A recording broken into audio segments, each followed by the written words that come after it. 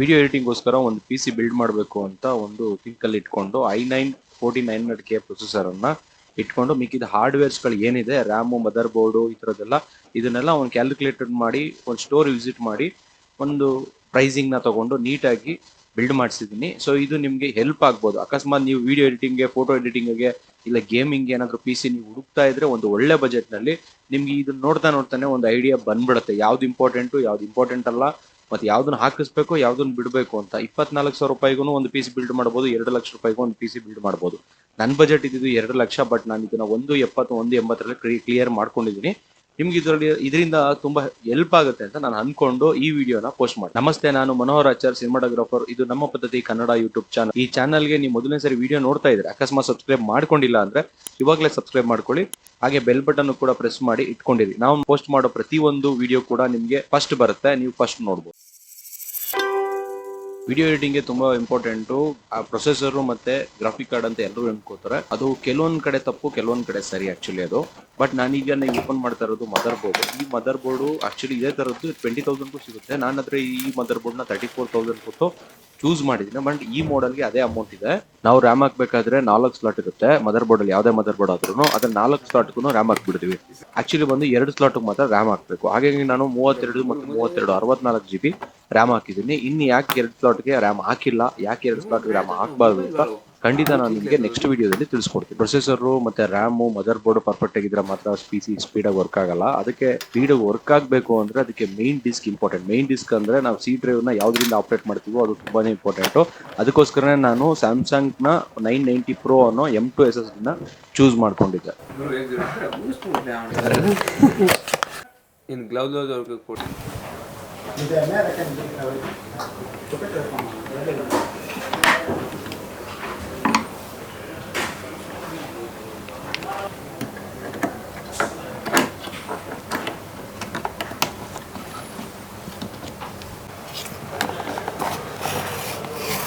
Processor ಅಂತ ಬಂದಾಗ video ಎಡಿಟಿಂಗ್ಗೆ ಯಾವ್ದು ಬೇಕಾದ್ರೂ ನಾವು ಚೂಸ್ ಮಾಡ್ಬೋದು. i5, i7, i9 ಯಾವ್ದು ಬೇಕಾದ್ರೂ ಚೂಸ್ ಮಾಡ್ಬೋದು. ಬಟ್ ನೀವು ಯೂಸ್ ಮಾಡ್ತಿರೋ ಸಾಫ್ಟ್ವೇರು ಮತ್ತೆ ನಿಮ್ಮ ವರ್ಕ್ ಲೋಡ್ ಹೇಗಿರುತ್ತೆ ಅನ್ನೋದ್ರ ಮೇಲೆ ಡಿಪೆಂಡ್ ಆಗುತ್ತೆ. ಸೊ ಪ್ರೊಸೆಸರ್ ಸಿಕ್ಕಾಪಟ್ಟೆ ಇಂಪಾರ್ಟೆಂಟು, ಗ್ರಾಫಿಕ್ ಕಾರ್ಡ್ಗಿಂತ ಪ್ರೊಸೆಸರ್ ಇಂಪಾರ್ಟೆಂಟ್. ಹಾಗಾಗಿ ನಾನು i9 14900K ನಾನು ಚೂಸ್ ಮಾಡ್ಕೊಂಡೆ. KS ಅಂತ ಇನ್ನೊಂದು ಸೀರೀಸ್ ಇದೆ, ಅದು ಬಂದ್ಬಿಟ್ಟು ಯಾವ್ರಿಗೆ ಅಂತಲೂ ಕೂಡ ನಾನು ನೆಕ್ಸ್ಟ್ ವಿಡಿಯೋಗಳಲ್ಲಿ ಹೇಳ್ತೀನಿ. ಬಟ್ ಈ ಪ್ರೊಸೆಸರ್ ನನಗೆ ಸಿಕ್ಕಾಪಟ್ಟೆ ಇಷ್ಟ ಆಯಿತು. ಸೊ ಹಾಗಾಗಿ ಇದನ್ನ ನಾನು ಚೂಸ್ ಮಾಡ್ಕೊಂಡೆ.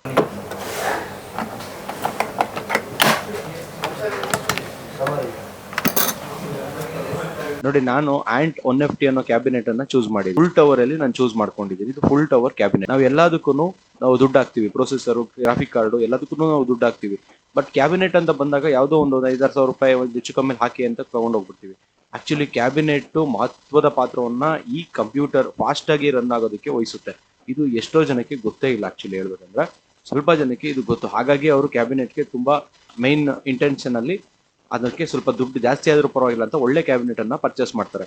ಸೊ ನಾನು ಇದನ್ನ ಪರ್ಚೇಸ್ ಮಾಡಿದ ಒಂದು ರೀಸನ್ ಇದೆ. ಆ ರೀಸನ್ ನ ಮುಂದೆ ಇನ್ನೊಂದು ವಿಡಿಯೋಗಳಲ್ಲಿ ನಾನು ನಿಮ್ಗೆ ತಿಳಿಸ್ಕೊಡ್ತೀನಿ. ಯಾವ ರೀತಿ ಕ್ಯಾಬಿನೆಟ್ ಗಳನ್ನ ನಾವು ಚೂಸ್ ಮಾಡ್ಬೇಕಾಗತ್ತೆ, ಯಾಕೆ ಅಂತನೂ ಕೂಡ ನಾನು ನಿಮ್ಗೆ ಹೇಳ್ತೀನಿ.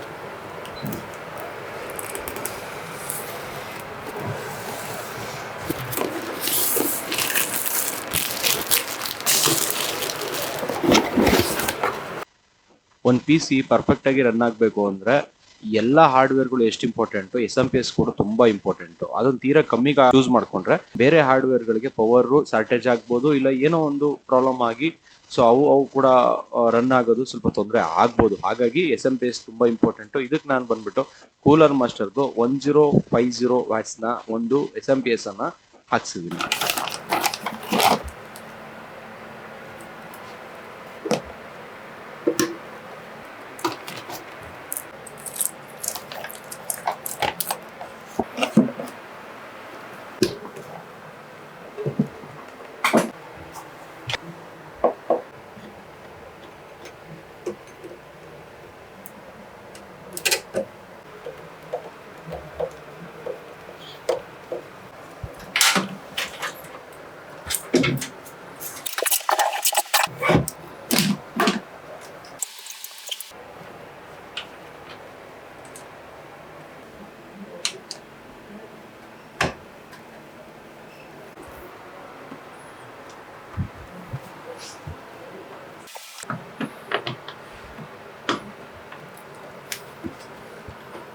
ಏನು ಸಪ್ಲೈ ಬಾಸ್ ಅದು? ಬೋರ್ಡ್ಗೆ ಪವರಾ? ಬೋರ್ಡ್ಗೆ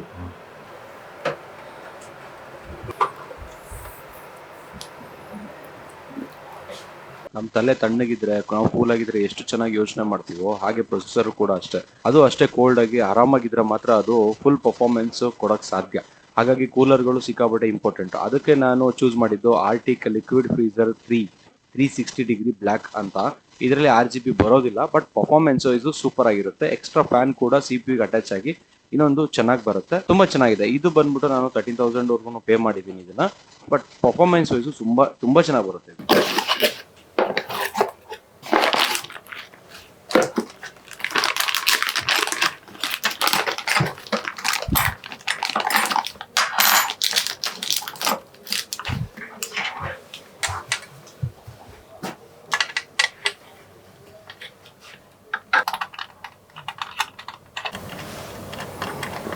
ಈ ಸ್ಕ್ರೂಗಳನ್ನೆಲ್ಲ ತೆಗೆದು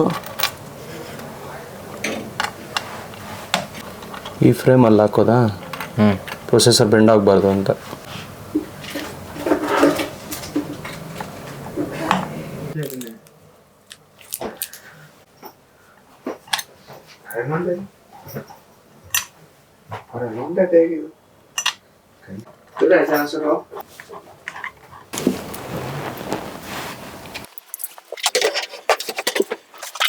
ಇದು ಹೋಲ್ಡ್ ಮಾಡಲ?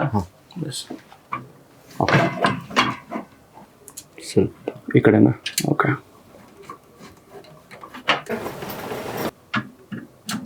Okay okay.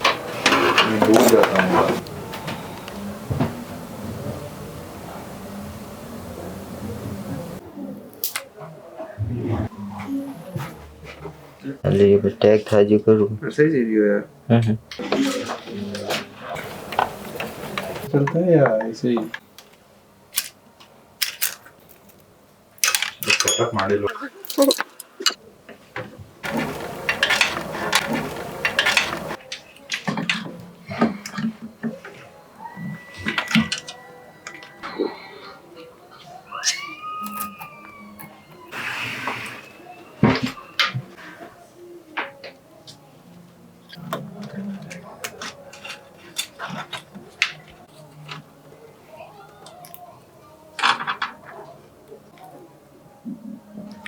Video editing PC ಅಂತ ಬಂದಾಗ ನಾವು ಪ್ರೊಸೆಸರ್ ಆದ್ಮೇಲೆ ಜಾಸ್ತಿ ದುಡ್ಡು ಕೊಡುವಂಥದ್ದು ಗ್ರಾಫಿಕ್ ಕಾರ್ಡ್ಗೆ ಮಾತ್ರ. ನಾನು ಈ PC ನಾನು ಗ್ರಾಫಿಕ್ ಕಾರ್ಡ್ಗೆ ಕಮ್ಮಿ ದುಡ್ಡು ಕೊಟ್ಟಿದ್ದೀನಿ, ಪ್ಲಸ್ ಕಮ್ಮಿಯ ಒಂದು ಗ್ರಾಫಿಕ್ ಕಾರ್ಡ್ ಅನ್ನು ತಗೊಂಡಿದ್ದೀನಿ. ಇದು RTX ಸೀರೀಸ್ನ 30 ಸೀರೀಸಲ್ಲಿ ಬರುತ್ತೆ. 3060 ಮಾಡೆಲ್ ಇದು ಬಂದ್ಬಿಟ್ಟು 12GB ನಮಗೆ ಗ್ರಾಫಿಕ್ ಕಾರ್ಡ್ ಸಿಗುತ್ತೆ. ಇದು ನಮಗೆ ಸಾಕು. ಆಕ್ಚುಲಿ ಸಿಕ್ಕಾಪಟ್ಟೆ ದುಡ್ಡು ಹಾಕಿ ನಾವು ಗ್ರಾಫಿಕ್ ಕಾರ್ಡ್ ತಗೊಂಡು ಪೂರ್ತಿ ಯೂಸ್ ಮಾಡ್ದೇನೆ ಲಾಸ್ ಆಗೋಗುತ್ತೆ. ಏನಕ್ಕೆ ಹೇಗೆ ನಾವು ಗ್ರಾಫಿಕ್ ಕಾರ್ಡನ್ನು ಚೂಸ್ ಮಾಡಬೇಕು, ಗ್ರಾಫಿಕ್ ಕಾರ್ಡ್ ಹೇಗೆ ವರ್ಕ್ ಆಗುತ್ತೆ ಅಂತ ನಿಮ್ಗೆ ಗೊತ್ತಾಗಬೇಕಂದ್ರೆ ಪಕ್ಕ ಈ ಚಾನಲ್ನ ಸಬ್ಸ್ಕ್ರೈಬ್ ಮಾಡ್ಕೊಳ್ಳಿ. ಯಾಕೆ ಈ ಪದೇ ಹೇಳ್ತಾ ಇದ್ದೀನಿ ಅಂದರೆ, ನೀವು ಸಬ್ಸ್ಕ್ರೈಬ್ ಮಾಡೋದಕ್ಕಿಂತ ಹೆಚ್ಚಿನದಾಗಿ ಇದರಲ್ಲಿ ಇನ್ಫಾರ್ಮೇಶನ್ ಮಾತ್ರನೇ ಸಿಗುತ್ತೆ. ಸೊ ಹಾಗಾಗಿ ನಿಮಗೆ ಹೇಳ್ತಾ ಇದ್ದೀನಿ.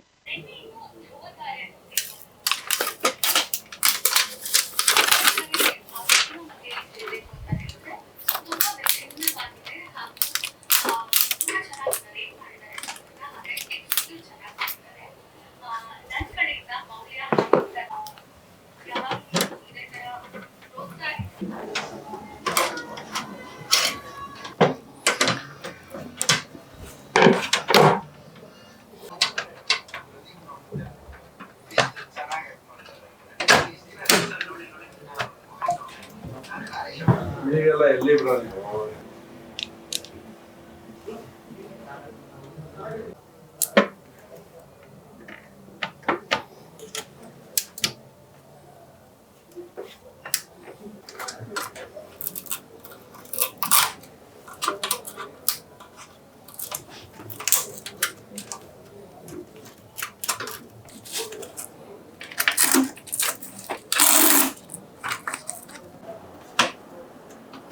Okay, finish.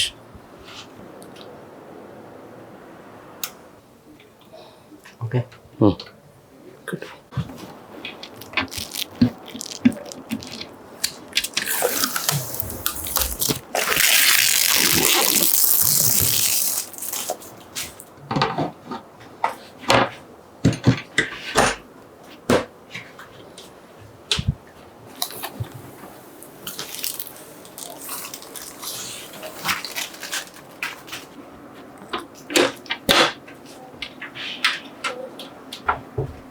ಸರ್ ಇದು ರಿಮೂವ್ ಮಾಡಿ.